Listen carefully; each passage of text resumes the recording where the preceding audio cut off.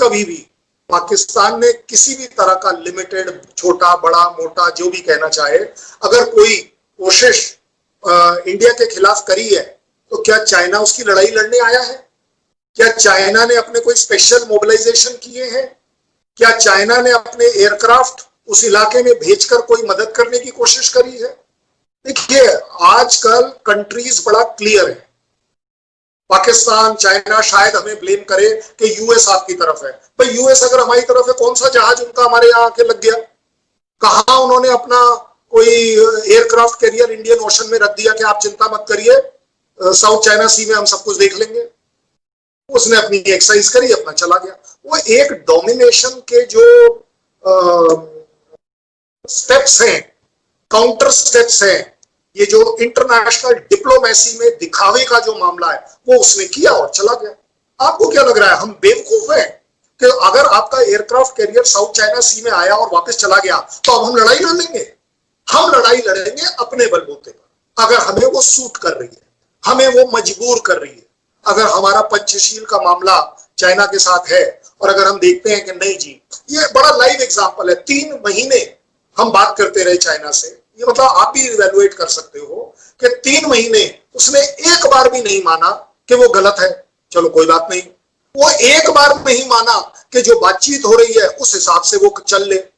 लेकिन 29-30 अगस्त की रात को सडनली कुछ ऐसा हुआ कि एकदम से बातचीत भी करने को राजी हो गए आप हमको अब बोलने शुरू कर दे, जो अब 3 महीने तक हम आपको बोल रहे थे कि यू आर दी एग्रेसर वगैरह वगैरह वगैरह।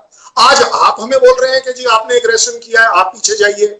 अब आप ही बात कर रहे हैं कि आप इस इलाके से हटे, हम उस इलाके से हटे। क्यों?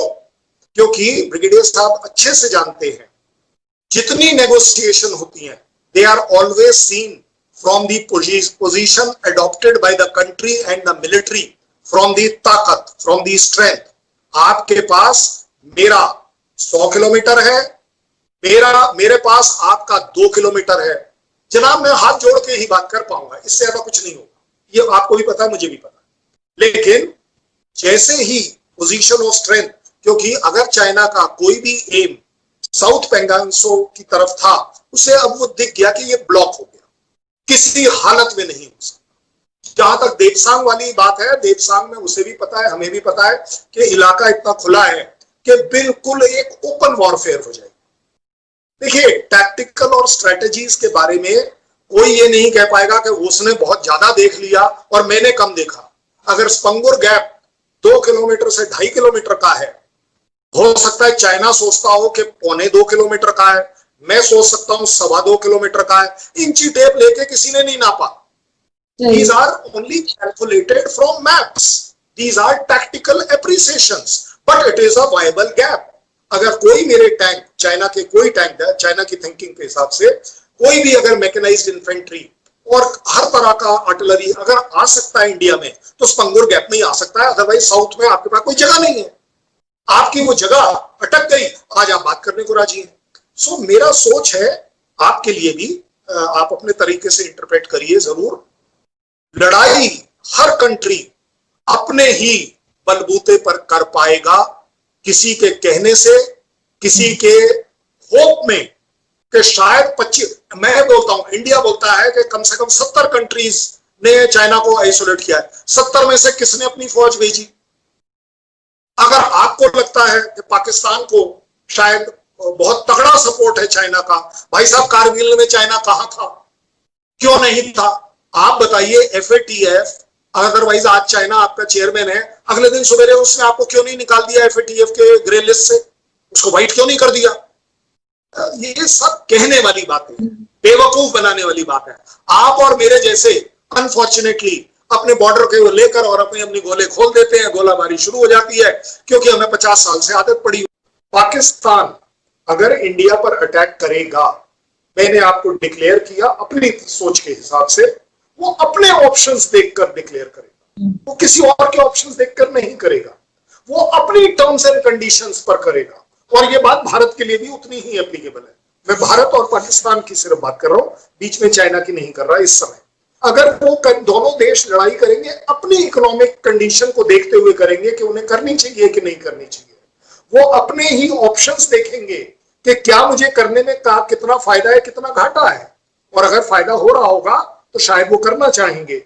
वो अपने पब्लिक ओपिनियन को बहुत इंपॉर्टेंस देंगे दोनों देश, क्योंकि हमारे देश चाइना की तरह नहीं चलते जहां सिर्फ एक डिक्टेट चल जाता है।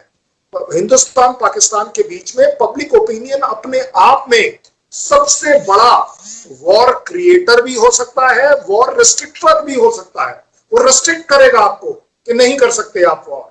सर ने एक बड़ी अच्छी बात कही कि चाइना और इंडिया की फौज आमने सामने है। बिल्कुल है, क्या शक है। Eyeball to eyeball contact चल रहा है, कुछ जगह पर 100 मीटर्स का फर्क है। आपने कहा गोलाबारी चल रही है, मेरे ख्याल वो शायद गोलाबारी वर्ड इस्तेमाल करना थोड़ा ज्यादा बड़ा हो जाएगा। यस, 2 बार गोली चल चुकी है और दोनों ही बार गोली हवा में चली है। मुझे लगता है दोनों ही देश पाकिस्तान इंडिया के उस पर चल रही। अच्छा, okay, I am sorry sir, मेरे को लगा चाइना के बारे में। आई एम सॉरी अगर आपने ये बोला।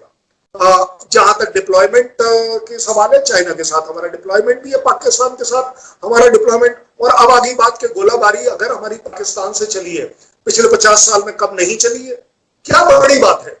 जहां तक ख्वाहिश की बात है, ख्वाहिश मुझे नहीं लगता तीनों देश में से किसी की भी होगी लड़ाई करने की, क्योंकि ख्वाहिश के साथ जो उसकी कॉस्ट है, उसके लॉसेस हैं, वो किस कीमत पर आप अपनी ख्वाहिश। आप एक बात बताइए, किसको ख्वाहिश नहीं है कि वो रोल्स रॉयस में चले, लेकिन क्या रोल्स रॉयस में चलने के लिए हर वो आदमी उतनी मेहनत या उतनी चोरी करने को तैयार है।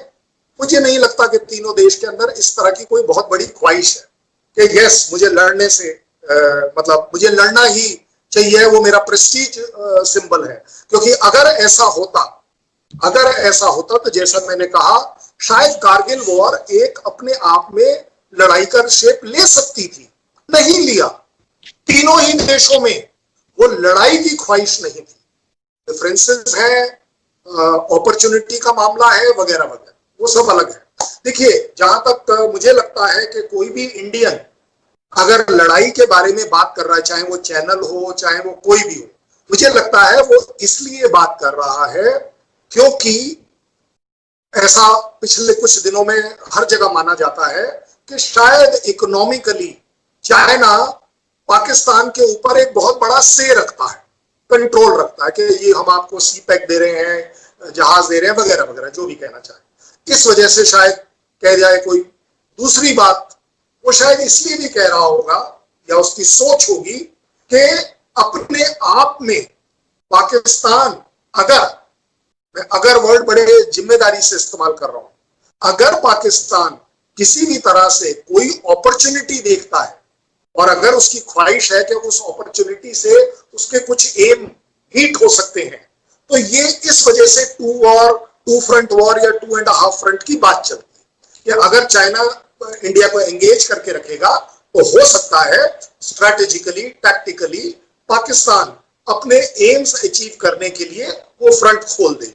इसको हमने अपनी लैंग्वेज में या मीडिया ने अपनी लैंग्वेज में बोल दिया कि चलिए जी, उसका जो इकोनॉमिक बागडोर है वो चाइना के हाथ में है, तो अगर चाइना विल ब्लिंक द आई, सो इसलिए शायद पाकिस्तान इमीडिएटली अपना फ्रंट खोल देगा।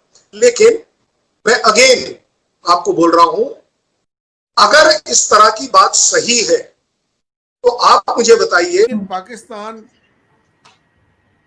रकबे के लिहाज से कभी भी इतना बड़ा नहीं है कि वो हिंदुस्तान को थ्रेटन कर सके, जबकि हिंदुस्तान रकबे और आबादी के लिहाज से इतना बड़ा है कि वो हर किसी को थ्रेटन कर सकता है अपने आसपास। जरा इस बारे में बातचीत होनी कम हो गई है। पाकिस्तान ने भी जो है वो कोई मतलब खास